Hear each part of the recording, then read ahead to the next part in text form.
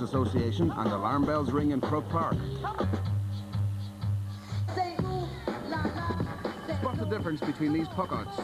Referee Willie Barrett did. It's like Offaly. You can never write off Rule 415.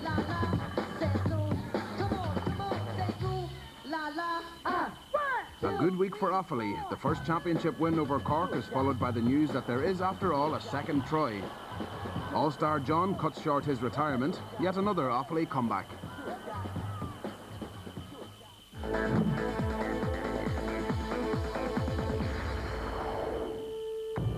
1904, 1905, 1907, 1909, 1932, 1933, 1935, 1939. Years of plenty.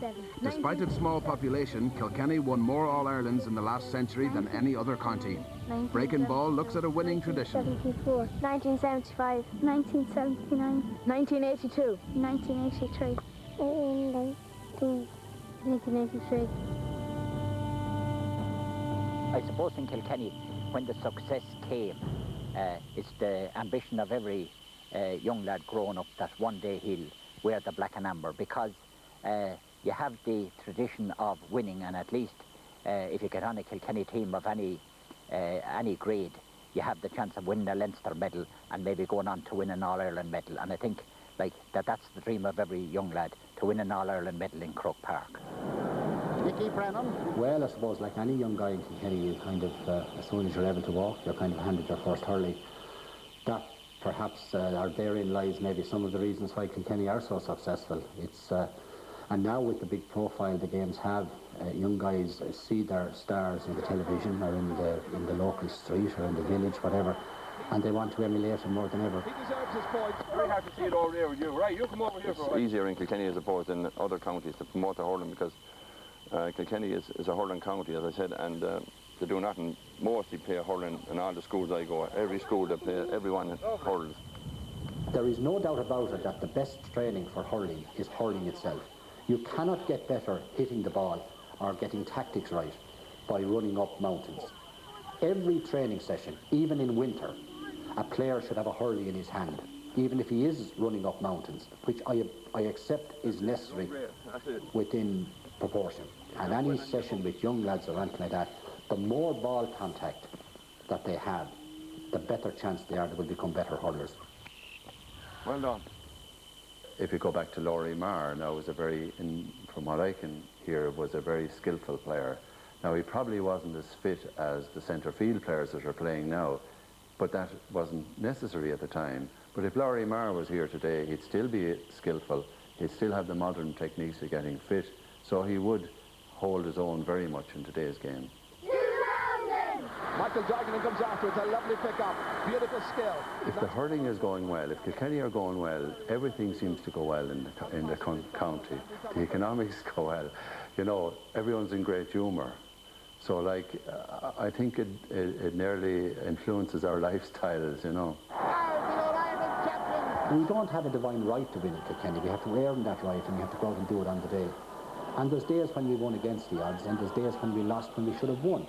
And I suppose we sometimes have a frustrated supporter base, but at the end of the day, their heart is in the right place. I think they want to will the team on to win so much each day that when it doesn't come off, it seems like the end of the world. And I suppose at times it is too. I don't know if Kilkenny were ever beaten before 3 in a row. I think they were beaten 2 in a row, all right. So there is added pressure in that, but nevertheless, I think it can be turned into a motivating factor as well.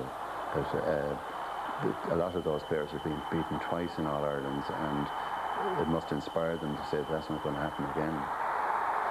You know, it's possibly playing in the back of the players' minds somewhat coming up to the game. But at the end of the day, I suppose you can't let that influence you too much. I mean, if you're going to be focused on that, you certainly can't be focused on the main job in hand, which is, from Kilkenny's point of view, to beat Galway. But when you get to All-Ireland semi-final stage, you know, tradition doesn't really mean much. It's a fairly level playing field, as it is on this occasion, and I don't think Kilkenny can focus on it too much.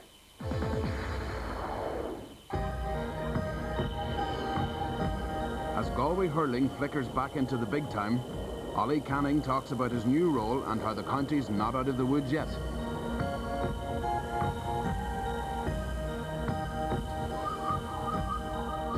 people in Galway, I think, really needed something at this stage. We were long enough in the wilderness, and it was about time, I think, we gave back something after all the effort over the last couple of years. Every other year was just a quarter-final, and before that semi-final, Galway were knocked out, and that was the hurling over for the summer, you know.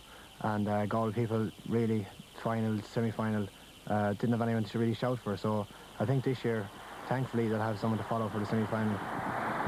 The Clare game the first day, I thought definitely we should have won that game. A lot of people think we left it behind. In the shape of another score, a point perhaps, and a goal! The equaliser! What an amazing comeback! They were trailing by 9 points. Clare came back well. We had our chances. Sean McMahon rises, but Rabbit rises higher still. Plays it outside to Ollie Canning. That's one that'll stick in my head for a long time. I remember the way Joe had passed in the ball, and I think we were pint up at that stage, and just put the head down and hit it. I did get a good connection, but the direction was a bit high, and unbelievably, I think I came back off the crossbar, and that was a chance lost. Clare bounced back, and I mean, they beat us fair and square the second day, so I don't know, it was just a feeling of, you know, disappointment that we had to wait another year of training gone by, and still, you know, out after a quarter-final. Galway are making their arrival out here. It's funny when you leave the Cusack stand, and the last day there was just look across the field and there's no stand there at all. It was just an open sky.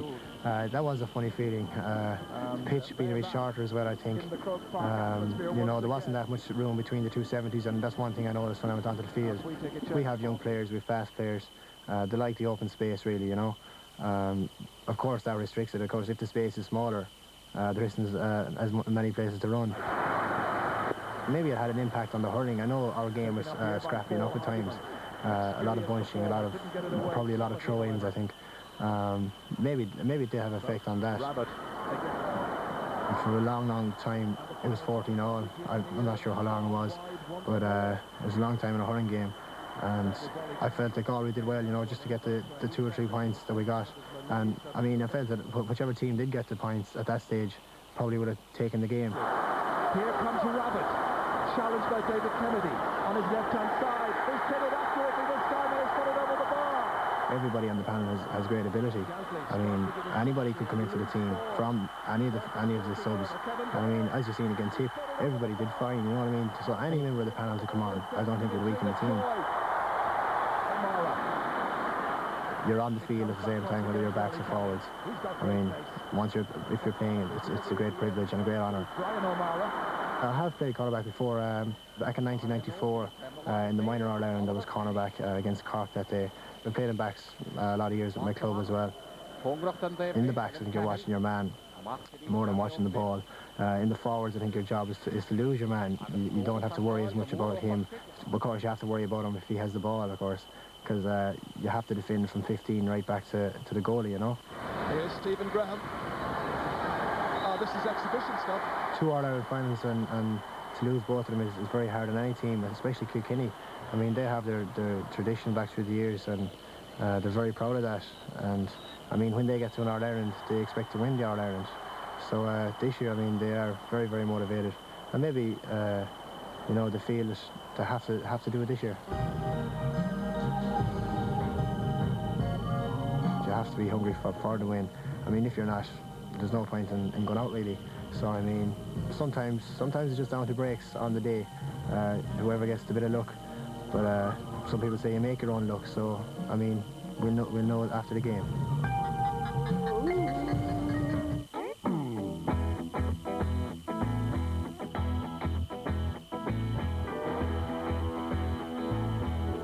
Kilkenny have made a number of changes from last year's All-Ireland, both positionally and in terms of players. Here's Eamon Kennedy. The defence has been rearranged significantly, and so far they've looked very comfortable, but we can't know for sure until Sunday. It's reasonable to assume that Galway will improve. For a team of touched players, their touch was really out against Tipperary. The occasion seemed to get to them, but they toughed it out, and psychologically it was a huge one for them to win. Rabbit obviously is the key man for Galway's puck-out strategy.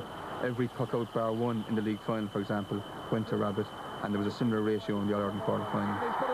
For Kilkenny, Peter Barry's recovery from injury is very important. He's their best defender under the puck-outs. He has a great spring. I mean, he'll be conceding a few inches to Joe Rabbit, but he's their best chance against Rabbit under a dropping ball. DJ Carey hasn't quite caught fire this year yet, but there were signs in the Leinster final that he's coming into form. DJ flying. Oh, what a wonderfully fit. Charlie Carter is playing the best hurling since '97, which was his best year, and he could be the key man. I think it's wise for Galway to switch Ollie Canning to the full back line, but I don't think it'll be enough. Kilkenny by a goal. This weekend sees the All-Ireland Camogie semi-finals taking place. Champions Tipperary take on Galway and Cork face Wexford.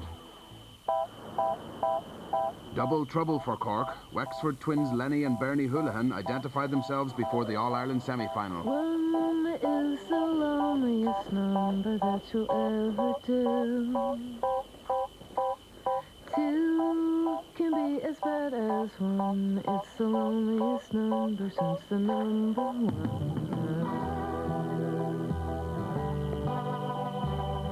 Usually with the club, from the early age, I'd say from about under 16 upwards, Bernie Higgins used to be our trainer, and she used to be really confused like about who was Lenny and who was Bernie, so she ended up tagging us with Twinny. So ever since then everyone calls us Twinny. They don't care like whether it's Lenny or Bernie, so just say Twinny. Sometimes being a twin on the same team, you'd see at club training, the trainer would be looking at you to say like, is that Bernie or Lenny, and put me in corner back, and then looking at her to say, are you Lenny, I'll put you in corner forward. But usually it isn't really a major thing because two of us play on both different ends of the field, so she's corner back, I'm corner forward. To distinguish ourselves on the pitch, I actually usually wear a blue helmet and she's wearing a black helmet, so that's how everyone tells us apart.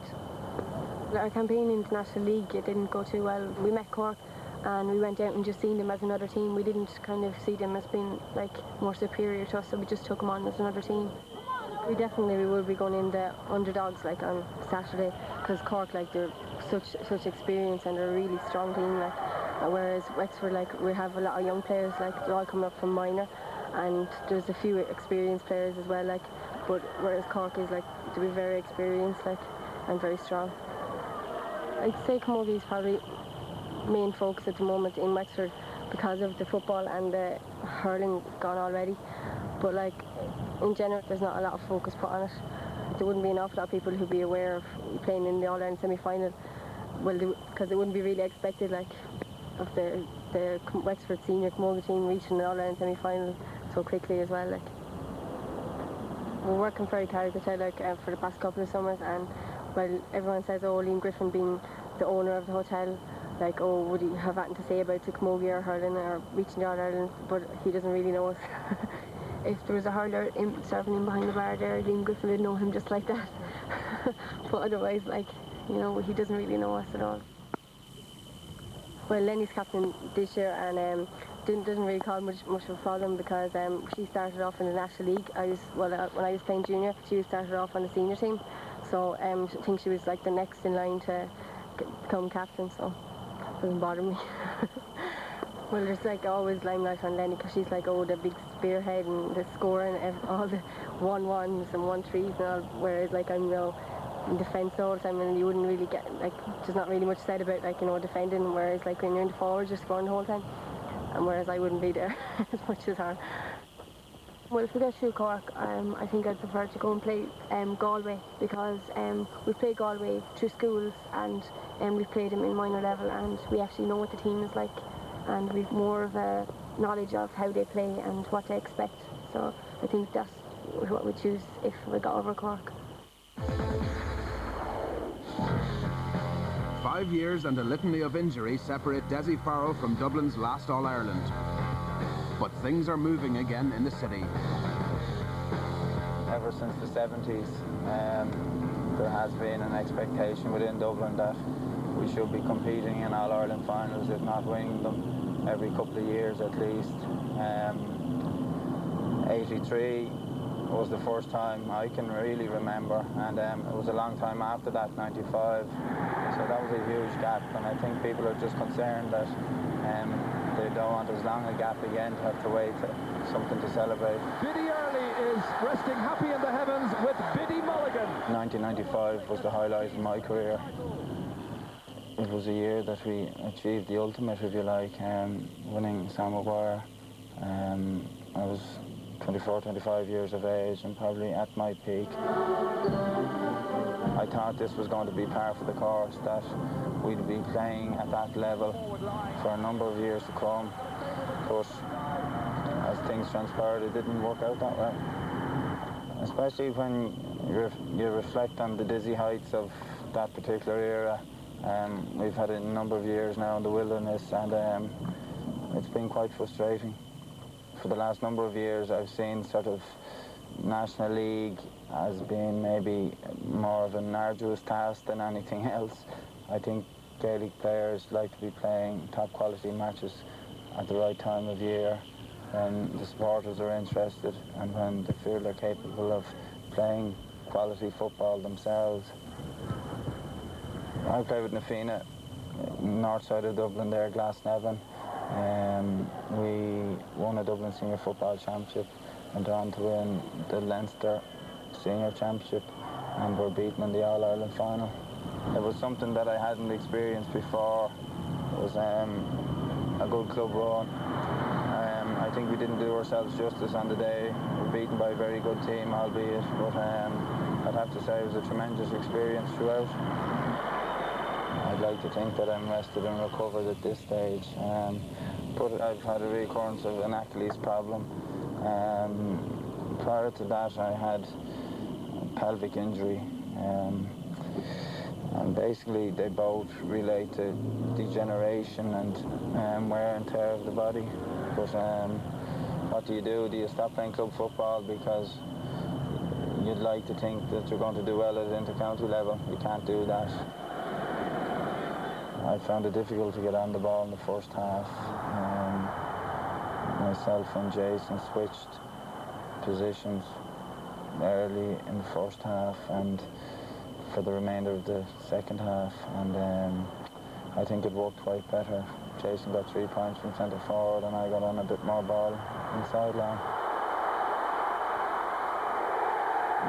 I think it's probably a well-known fact that Brian Steins wouldn't be renowned as a free taker, but he had been practicing them and was the designated free taker on the day. It didn't work out for him, and I think afterwards he intimated that he's probably not that comfortable in that situation, so it's something that we'll definitely be looking very closely at for the next day. Possibly Jason Sherlock might step into the breach there. The referee has looked at his watch. We're in injury time. It's all over. Immediately after the match was a sense of anticlimax. It definitely wasn't in either team's plans for a drawn game. You look at the game and you say, well, perhaps Kildare could have had 2 goal chances, or perhaps Dublin, when there were 3 points up, should have buried Kildare at that stage. I don't think anyone has a significant advantage going into the next one. But I think as the years go on, fellas my era probably feel that they don't have much longer left in the game. I'd love to keep playing football forever. I know I can't do that. That's why it means so much to me at the minute. And there's no bigger challenge than playing Kildare in the Leinster final.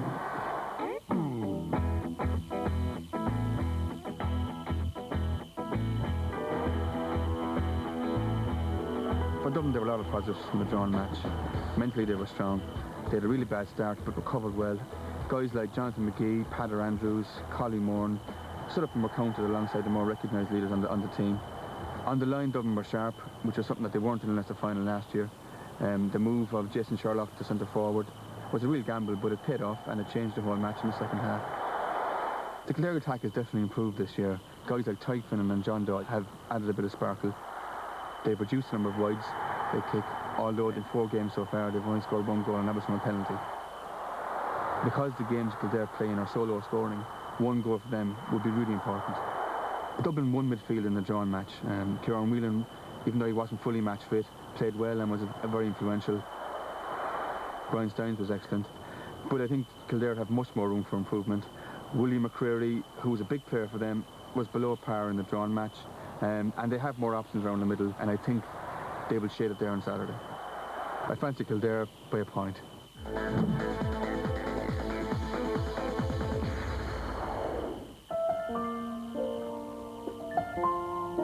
men of Waterford in their white with blue collars and cuffs.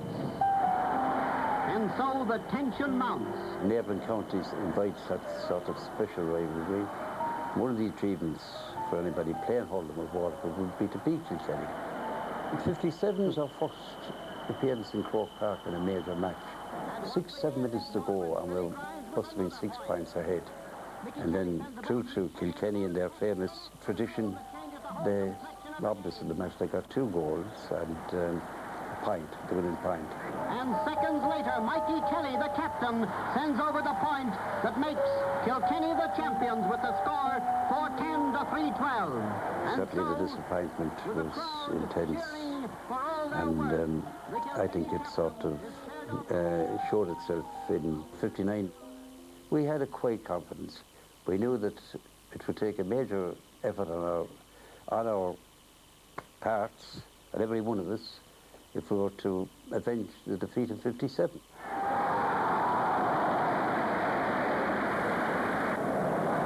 I don't think we had a tactic of going for points, but you see, the great Ollie Welch was on goal for Kilkenny, so you didn't get goals that easily against him. I took one free under the Hogan stand, under the new Hogan stand there in the first half, and I was mainly left hook, but I took it with my right hand, which I think gave me a bit of confidence, really. That I was better on my right than I thought I was, and I put it over the bar. As I recall it, we were doing rather well, but then Kilkenny came back at us and snatched the lead, and time was taken away. Kilkenny were 3 points ahead of us. I suppose the trepidations we had about Kilkenny and that they were going to sneak it again on us was beginning to loom straight in front of us. And, well, it just didn't quite happen that way this time. The ball, I think, was flashed over to the right wing. I think it was Larry Guinan that raced out to gather this ball. I found myself in the bit of open space, pulling the ball, and it came right across towards me, and I just ran onto it, and I had to go, belted for the goal. But it was going towards the corner, and the link Welsh got a little nudge on it, and it deceived Ollie and went into the top of the net. I knew that a goal was needed. Could have easily taken my point from where I gathered the ball first, but time is taken away, as me hauler here you say. Here it comes. Larry Guinan to Seamus Power. He shoots, it's a goal, the equaliser. The day is saved for Waterford.